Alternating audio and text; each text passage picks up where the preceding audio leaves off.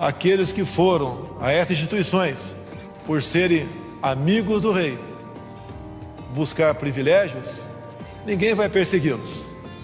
Mas estes atos, essas ações, esses contratos tornar-se-ão públicos. Temos tudo para ser uma grande nação. Vamos embora, vamos mudar esse Brasil. Pode confiar, o Brasil vai dar certo. Nos últimos dias, falamos aqui no canal a respeito dos gigantescos problemas que o Nordeste do Brasil enfrenta. E não estamos falando da falta de chuva ou da localização geográfica, e sim das décadas de humilhação impostas por governos esquerdistas que só tinham uma intenção: enganar a população numa estratégia sórdida, desumana para angariar votos e se manter no poder. O Nordeste vem pagando muito caro pelas escolhas erradas que faz na hora do voto e enfrenta problemas em larga escala na educação, saúde, violência, desemprego e renda que impedem o desenvolvimento da região. Na última eleição presidencial ficou claro: o Nordeste, ainda dominado pelas intensas campanhas de destruição de seus adversários feitas pelo PT, deu os primeiros passos rumo à mudança e ajudou a eleger Bolsonaro com mais de 30% dos votos ao presidente eleito. Infelizmente, nos governos estaduais, as escolhas foram pela continuidade da incompetência esquerdista no poder, que, com suas péssimas administrações, mantém a região deficitária, dependente dos recursos da União. Mas, felizmente, o Brasil se uniu e a maioria da população acabou elegendo o capitão reformado do Exército que pretende transformar o Nordeste em uma vitrine de seu governo, retomando obras paralisadas como a transposição do Rio São Francisco e a construção da Transnordestina. Tenho dito que o Nordeste é o centro das atenções para mudar o Brasil. O primeiro grande plano é resolver o problema da água, afirmou o general Augusto Heleno, ministro do Gabinete de Segurança Institucional.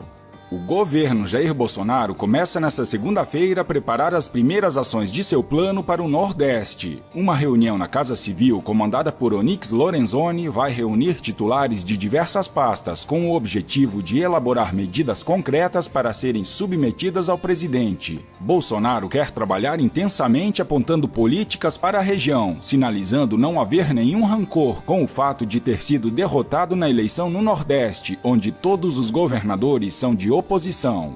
A ideia da reunião na Casa Civil é que cada pasta apresente suas primeiras contribuições para a elaboração de um plano envolvendo diferentes áreas para transformar a região nordestina, que pode começar a sonhar com geração de empregos e desenvolvimento.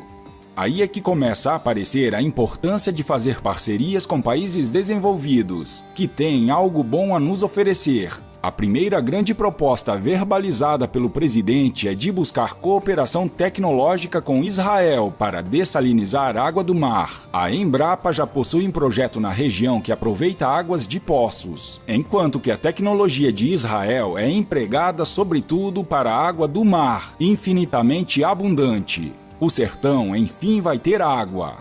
O ministro Sérgio Moro enviou a Força Nacional de Segurança Pública ao Ceará, atendendo rapidamente a um pedido do governador petista Camilo Santana, que foi um grande crítico do ex-juiz e é um ferrenho defensor de Lula, após uma onda de ataques do crime organizado.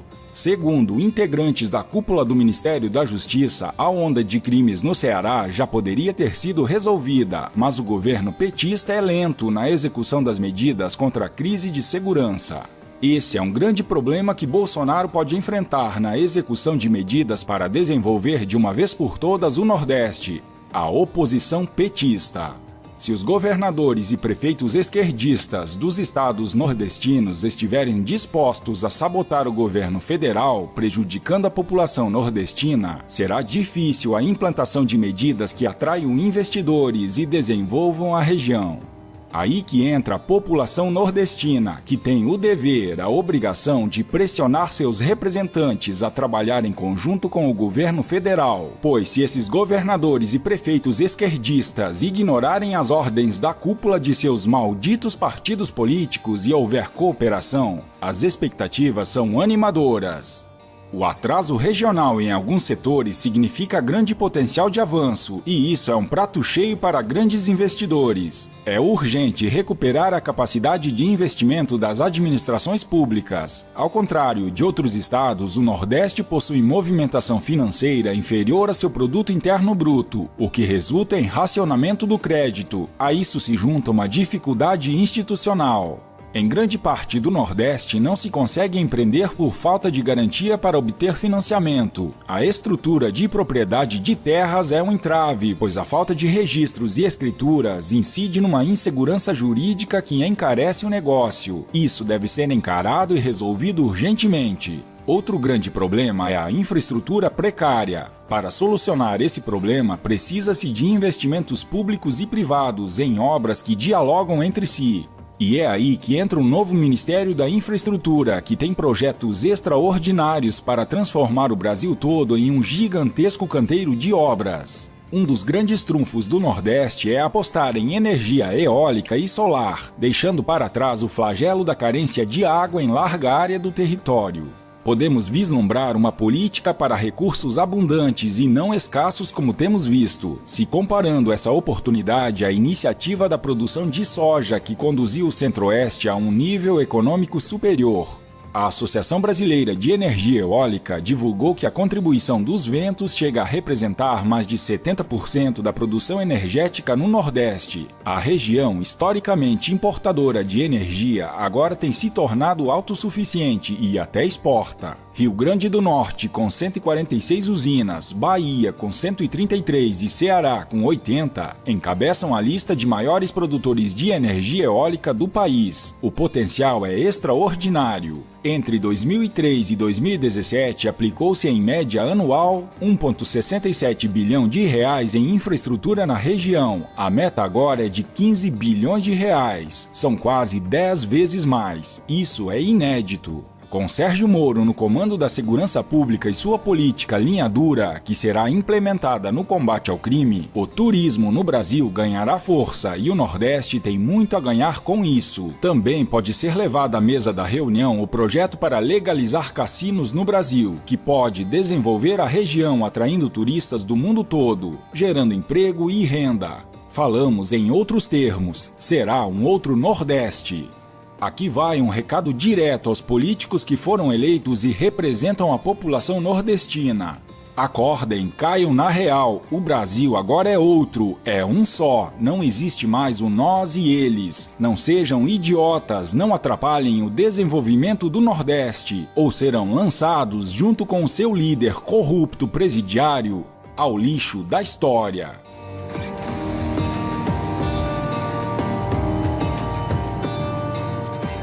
O general Vilas Boas foi muito criticado por não ter tomado uma decisão mais firme para conter o criminoso governo petista durante seu mandato no comando das Forças Armadas.